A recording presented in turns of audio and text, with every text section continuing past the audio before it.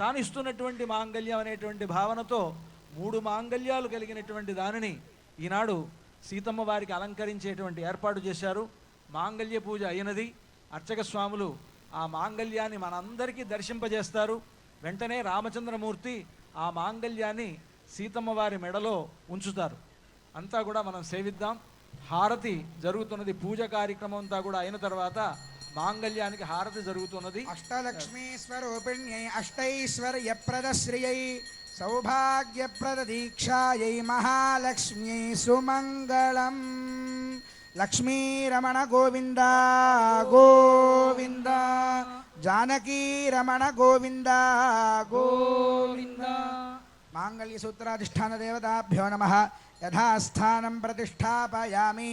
భగవతి మంత్రమూర్తే స్వపదమాసాదయా సాదయా క్షమస్వ. ఓం సుమంగళీరితి మంత్రేణ శ్రీ సీతామహాలక్ష్మీదేవ్యాః కంఠే మంగళసూత్రం బద్ధ్వా. సేవించండి. అర్చక స్వాములు మనకి ఆ మాంగళ్యాన్ని ధరింపజేస్తూ ఉన్నారు. అద్భుతమైనటువంటి మాంగళ్యం రామదాసు గారు తయారు చేయించినటువంటిది.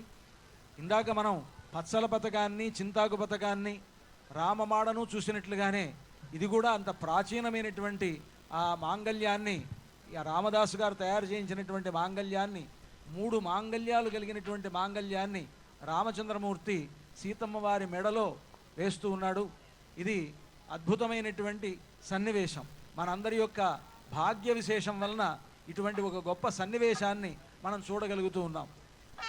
అందరికీ అన్ని వైపులా అర్చక స్వాములు ఆ మాంగళ్యాన్ని దర్శింపజేస్తున్నారు. అంతా కూడా సేవించండి. ఇప్పుడు రామచంద్రమూర్తి సీతమ్మ వారి మెడలో ఆ మాంగళ్యాన్ని ధరింపజేస్తారు. సుమంగళీరితి మంత్రేణ శ్రీ సీతామహాలక్ష్మీదేవ్యాః కంఠే ఆచార్యః హరింధ్యాయన్ సమర్పయేత్. ఓం సుమంగళీర్యం వధూరిమాగుం సమేత పశ్యత సౌభాగ్యమస్యై దత్వాయాధాస్తం విపరేతనా.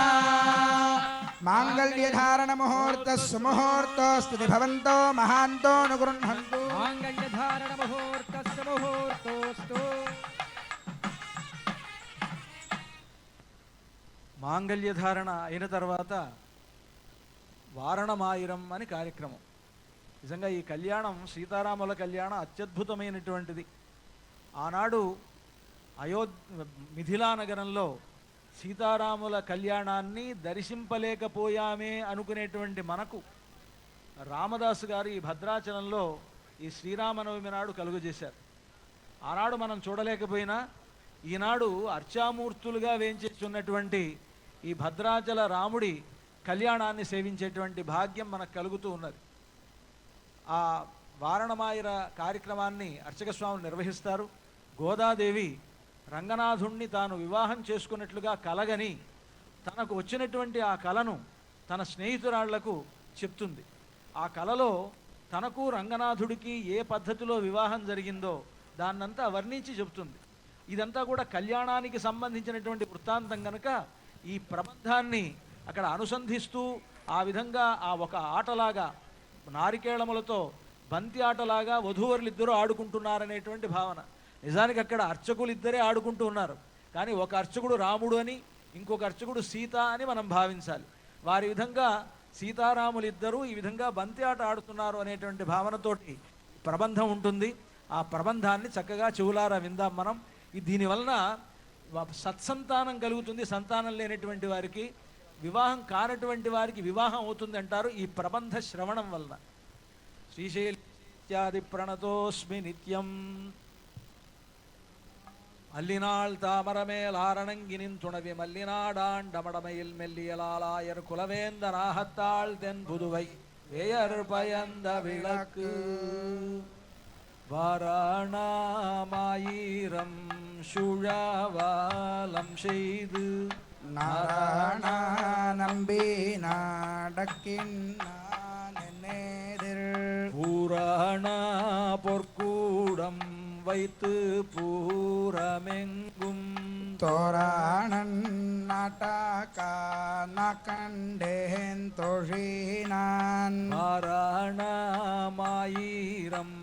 சூழாவாலம் செய்து நாராயண நம்பி நாடக்கின் நான் என்னேதிர் பூராண பொற்கூடம் வைத்து பூரமெங்கும் தோராணன் நாட்டக்க கண்டேன் தொழினான் இந்திர நுள்ளிட்ட தேவர் கூழமெல்லாம் வந்தீருந்தென்னை மகள் பேசி மந்திரத்து மந்திர கோடியூடுத்தி மாணமாலை அந்தாரி சுட்டக்க கண்டேன் தொழினான் ஆயனு காத்தான் கண்டகானவினை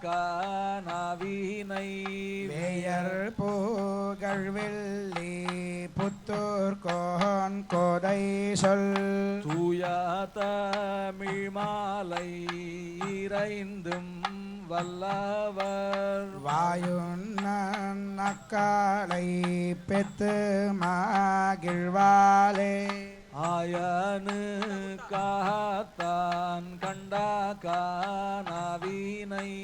வேயர் புகழ்வில்லி புத்தூர் கோன் கோதை சொல் தூய தமிழ் மாலை இறைந்தும் வல்லவர் வாயுண்ணன் அக்காலை பெத்து மகிழ்வாரே स्तोमत्रयस्त्रिगुंशे भुवनस्य पत्नि विवस्वद्वादे अभिनो गृणाहि घृतवती सवितराधिपत्यै पयस्वतीरन्तिराशानो अस्तु ध्रुवा दिशां विष्णुपत्न्यघोरास्येषा नासहसोयामनोता बृहस्पतिर्मातरिष्वोतवायुः सन्धुवाना वाता अभिनो गृणन्तु विष्णम्भो दिवो धरुणः पृथिव्या अस्येषा नाजगतो विष्णुपत्नी विश्वव्यचा विषयन्ते सुभूतिः शिवानो अस्मदिरुपस्थे महादेव्यै च विद्महे श्रीभूसख्यै च धीमहि तन्नो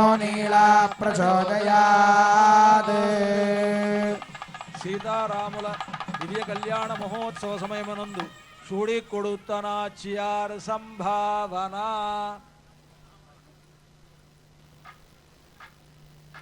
ఇప్పుడు కారణమాయనం అయిన తర్వాత